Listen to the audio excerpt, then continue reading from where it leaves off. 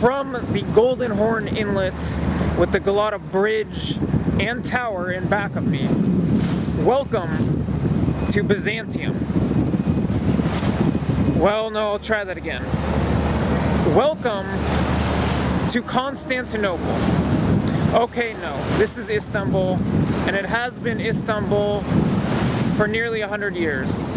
But that does not erase its past, and today we're going to talk about history. This is a city where East meets West, where Asia meets Europe,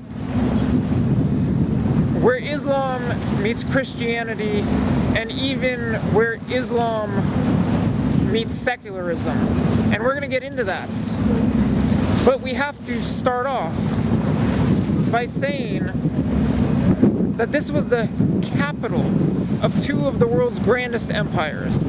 The Byzantine Empire, which gets its name from Byzantium, the ancient name of this city, and the Ottoman Empire.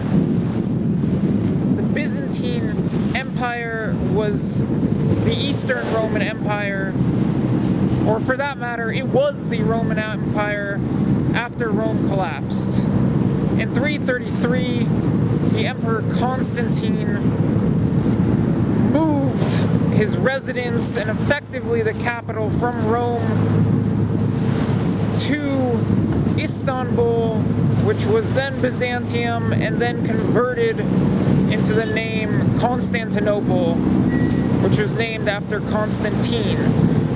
And Constantine also effectively converted the Roman Empire to Christianity. And it was a Christian city for more than 1,000 years, and then it has been a Muslim city since. And to discuss this history, we are going to take a trip to the old part of town, the historic peninsula. The building standing behind me embodies the history of this city. It is Hagia Sophia.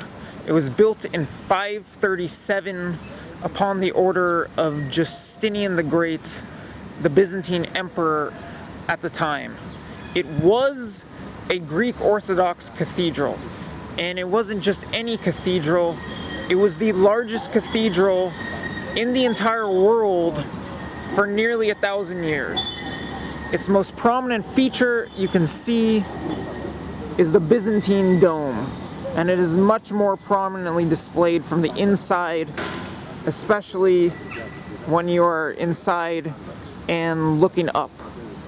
Constantinople was arguably the leading city in the Western world for the 1,000 or so years that it was the capital of the Byzantine Empire. And in fact, at some point, Constantinople was the largest city in the entire world. But the Byzantine Empire collapsed, and in 1453, the Ottomans sacked Constantinople, and after that happened, these minarets appeared. That's because Hagia Sophia became a mosque. It was the leading mosque, briefly, well, for more than 100 years, in Constantinople, until this was built. That is Sultanahmet Mosque, also known nowadays as the Blue Mosque. And it has 6 minarets, which at the time was very controversial. It rivaled only the holiest mosque in Mecca. But even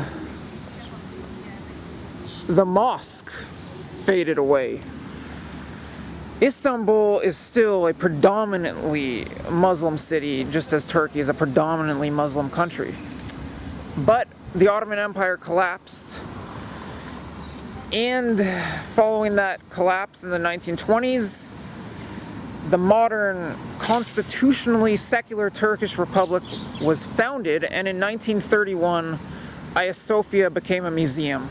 And it remains a museum to this day, even though there is a push to restore it as a mosque. And I don't know what the future has in hold, but whether Hagia Sophia is a church, a mosque, a museum that is kind of a mosque, nonetheless it is historic, and I cannot help but appreciate the history, and I can't help but appreciate just how representative it is of this great city. Byzantium, Constantinople, Istanbul, whatever you'd like to call it. It's historic, and that's why I'm here.